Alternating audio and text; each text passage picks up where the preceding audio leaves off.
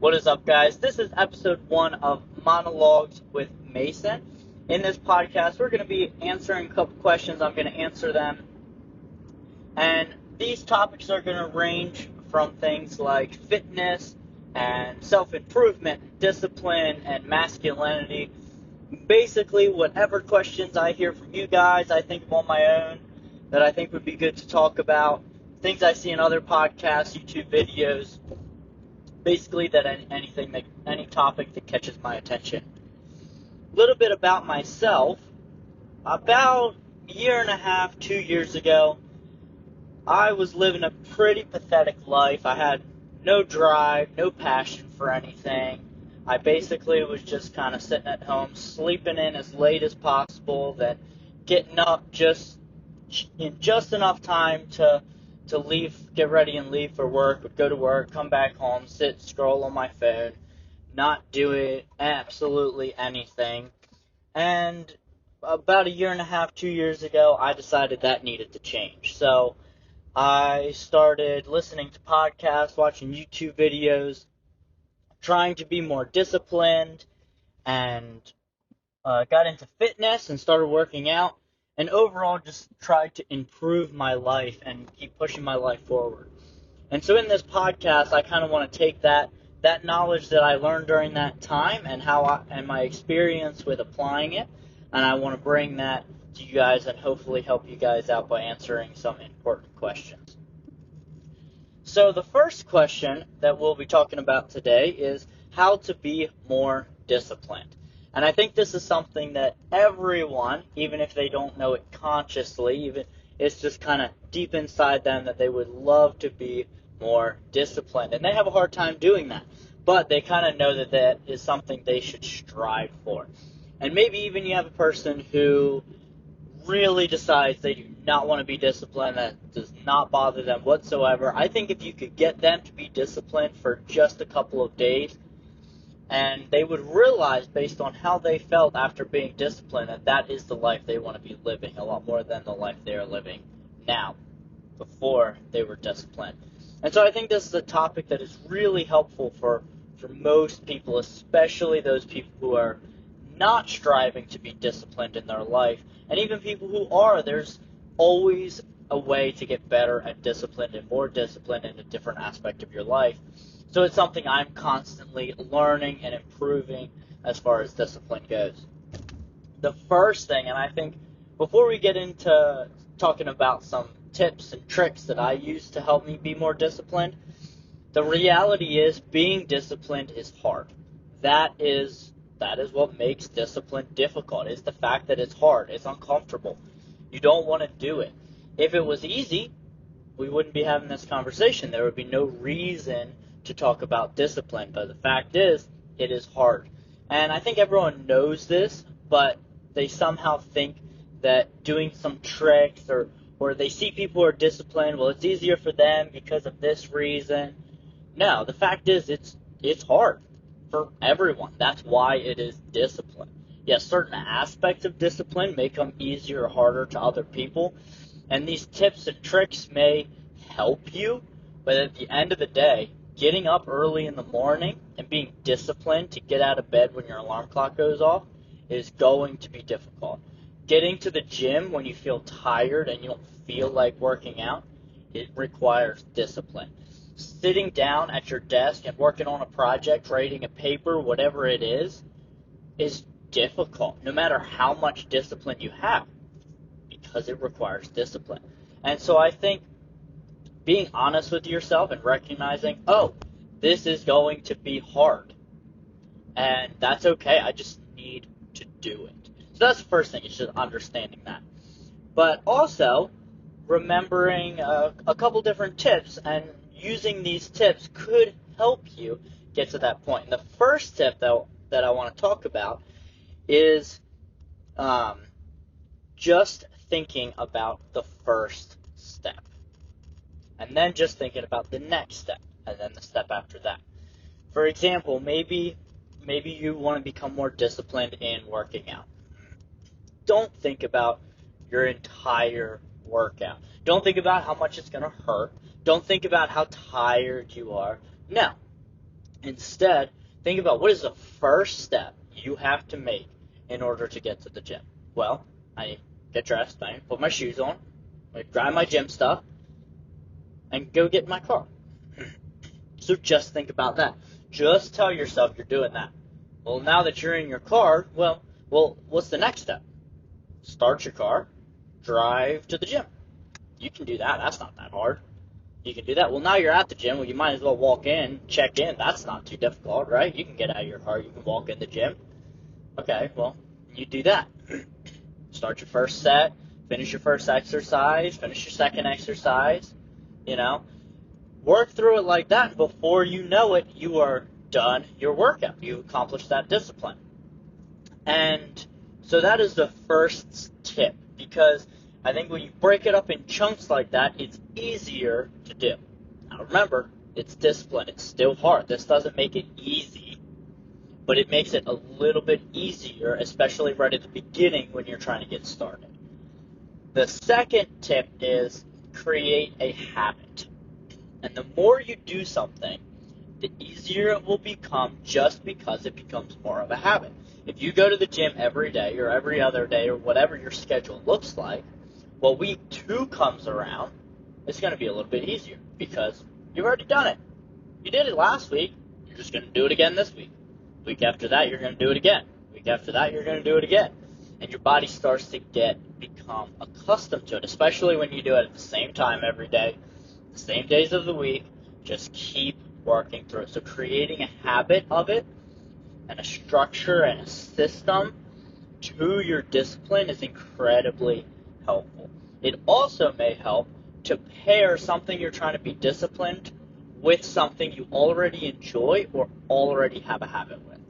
Maybe every single morning you get up and you spend 30 minutes sitting at the kitchen table, sitting outside on your porch, wherever your spot is, drinking coffee. That is a habit that you enjoy. You do every single day. It's part of your routine. And maybe you're deciding you want to get better at writing. Well, it may be a good idea to bring along your computer, sit your coffee next to you on the table, and write while you are drinking your coffee. Does it still require discipline? Yes, absolutely. But it makes it a little bit easier because you can sit down, you can drink your coffee. You're already doing that. You just had to add the step of bringing your computer and working on your writing your paper, writing your book, whatever you're writing. So pairing your habit with a habit routine, something else you enjoy, can help make discipline a little bit easier and a little bit more attainable, as well as steps. Small steps, taking the first step. But the most important thing that you can do for your discipline is tell yourself the honest truth and remind yourself why you were doing that thing for discipline. Whatever you're trying to do and be more disciplined in, why are you truly doing that? Let's take working out, for example. A lot of people may say, oh, well, I'm working out because of this reason. And you need to remind yourself of that when you want to sit on your butt and not get up and go work out. And say, no, I want to work out because I want to be like this. I want to do this. I want to accomplish this goal. And be honest with those. Too often I see people who are like, well, I want to work out because I want to be healthier. And, well, that's great if that's the actual reason, but the actual reason is summer's coming up, and you want to look super good without your shirt on at the pool, or super good at the beach. Well, don't lie to yourself and tell yourself you want to be healthy, because then you're going to try to remind yourself of that, and that's not going to get you off your lazy butt. So remind yourself of the true reason. No, I want a six-pack by the summer. I want to lower my body fat so I don't feel ashamed when I take off my shirt. Tell yourself those real reasons that you want to be disciplined. There is absolutely nothing wrong with being honest with yourself, and keep reminding yourself that. Maybe it's not looking good. Maybe you're working out because you see obese dads or moms and they struggle to run around and play with their kids. And you decide you do not want to be like that. So what do? You get off your butt, you go to the gym, you work out, you eat well. all of those things that require discipline, because you know that that is not the parent you want to be. You want to be different than that. So create the person you want to be in that sense. So how do you be more disciplined? Well, first off, it's going to be hard. There's no getting around that. That's why it's discipline. And take tiny little steps to keep that discipline going. Just think about the first step, then move on from there. Also, creating habits. Remember, pairing habits, creating consistency will make discipline a little bit more attainable. And then remind yourself the true reason that you are wanting to be disciplined in a certain area. Don't lie to yourself. Be honest. Continually remind yourself of that. That should be what's pushing you forward. So the second question we're going to be answering today is, what are some things that everyone should do on either a daily or regular basis to have a successful, good, productive life? And there are a couple different things I see. First one, this is the most important, which is why I'm starting with this one, and that is spending time with God. Spending time in God's Word. Spend time praying. I cannot talk about the importance of this enough. As a Christian, I believe, obviously, that God created me. He is the one continuing to keep me alive in everyday life. He is walking through life with me. He's there every step of the way. He's also the one who has saved me. Jesus came down to earth, died on the cross so that I could live in heaven with Him. I could be reconciled with Him. He could take that sin off of me and put it on Himself. So why wouldn't I pray, read the Bible, build that relationship with Him?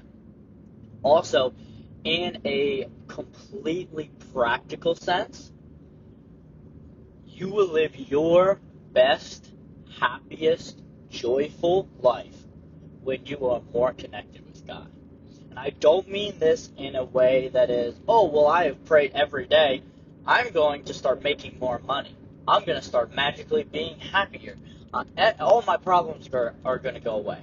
Absolutely not. There's a story in the Bible where two men are building a house, and one man builds a house on the rocks, and one man builds his house on the sand. And when a storm comes, the house that is built on the sand obviously cannot stand. So it's wiped out, it's wiped to the ground.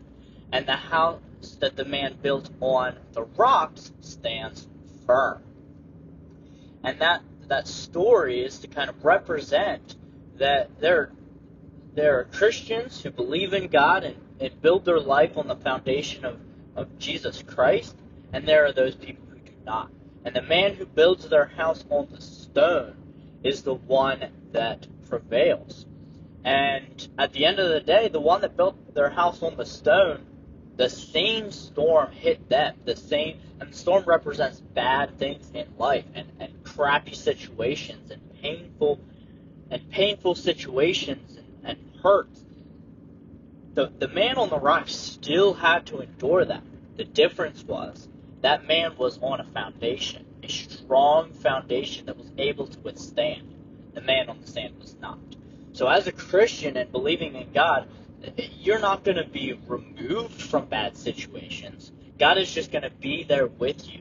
So you decide for yourself, do you want to go through life living on sand and every bad thing that gets thrown at you, you're handling on your own? Or do you think logically it's a better idea to have God with you? God right there, standing beside you, building that foundation. Well, in a logical, practical sense, that obviously makes sense. So in both of those aspects, that is such a crucial aspect to do every single day. To be praying, to be continuing to read God's Word, build that relationship with Him. So that's number one, spend time with God. Second thing I think you need to do every day, and this should be evident by what I've already said, and that is fitness.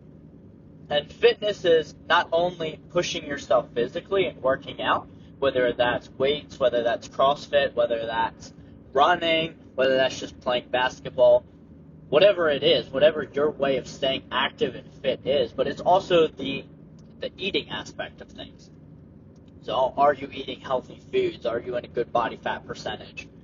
Or whatever, all of those things that go kind of together, that's something you need to be striving for every single day. Making sure you're eating well, making sure you're pushing yourself for a lot of different reasons. As men especially, but also as women, it is important that you're able to go through life with a healthy body. That's important for everyone who's relying on you. Whether that's your kids, whether that's your parents, whether that's your siblings, whether that's your friends, people are relying on you, and they can't if you can't be there for them in a good, healthy way. It also, living a healthier life physically is just a better life. You feel better when you're able to move around well, when you're eating healthy foods. Because think about it, when you don't work out and you are 50 pounds overweight, everything becomes more difficult. You moving around, you're not going to want to get up and move around. You're going to want to stay sitting. Well, what would you rather do? Be able to stay sitting or be able to get up and move around? If you're honest with yourself, you want to be able to get up and move around with ease. The other side of it is your eating. That burger may taste really good right now, but you feel like crap after you eat that burger. All you want to do is sit down and not do anything, not work on that project, not get up after you eat crappy food. So I think a part of your everyday life should be fitness and should be pushing yourself forward in a physical sense.